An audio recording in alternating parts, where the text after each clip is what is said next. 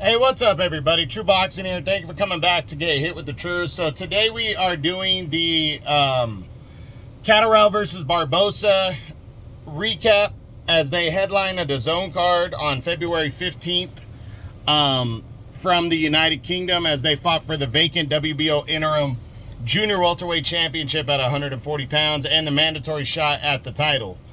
Now, before we get into that, if you could smash the like button, leave a comment, or subscribe to the channel. I really do appreciate any and all support that I can get as I continue to build my channel here. So, this fight right here, it didn't end up being a great fight at all. But you know what? I called that. I said, hey, don't expect a great fight here because Barboza convinced me of that. He has never really overly impressed me, but like, the way he fought Jose Ramirez to pull off the victory, I felt like that was going to be his style moving forward. And it ended up working out. Barboza was able to go into the United Kingdom and take a close decision from the favorite, and Jack Catterall was the favorite coming in. But his style bit him in the ass. It really did. And Barboza was able to win the second half of the fight, majority of the second half of the fight, where that is usually the fight that Catterall wins. And this is why you have to take more risk and pull the trigger more. Because you never know when one of those close fights that means everything is going to be there. And you have to be willing to take more risk. And Catterall, in my opinion, he's not a risk taker. He doesn't really go for it that much. He fights the way he fights.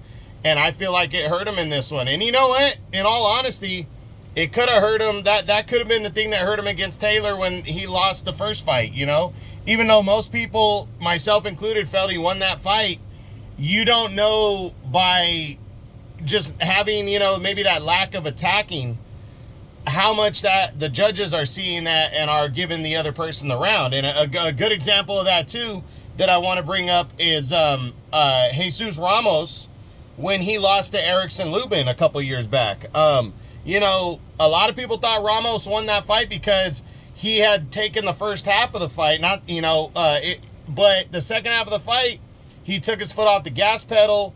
There was a lot of kind of close, rounds and an ugly kind of fight.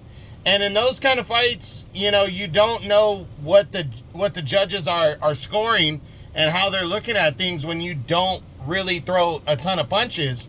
And it's better just to take those risks. And I don't understand Catterall not taking the risk against a guy like Barboza. But then again, I do understand because that's just the way he fights. Look at his fights, his biggest fights. Close against Taylor both times. Somewhat close against Prograis. I think he clearly won the fight, but it wasn't like this, oh my God, blowout. And I personally thought he was losing the first half. I had it 4-2 for Prograis, and then I had him shutting out the rest of the fight. But, when you're in there against a guy with the hand speed of Barboza had the better hand speed.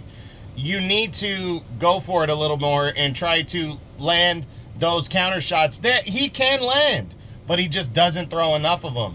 So that came back to bite him. So now, congratulations to Barboza. He's a new WBO interim champion. He's in line to fight Teofimo Lopez. Lopez, I think, is going to be granted an opportunity to unify belts against Richardson Hitchens next. That's what he's going for. But Lopez, it looks like his big plan is to potentially move up to 147 after that and fight Boots Ennis. So, Barboza might get upgraded to champion anyways, which is the point of why they made this for the interim title. But big win for him, tough loss for Catterall. I'll be doing a what's next video on both of these fighters soon. But that's it. That's what I got. That is my Catterall versus Barboza Jr. Recap from their DAZN UK main event that took place on February 15th. I hope you enjoyed the video. If you did, smash the like button, leave a comment, or subscribe to the channel. I appreciate any and all support. This is True Boxing, and you've been hit with the truth.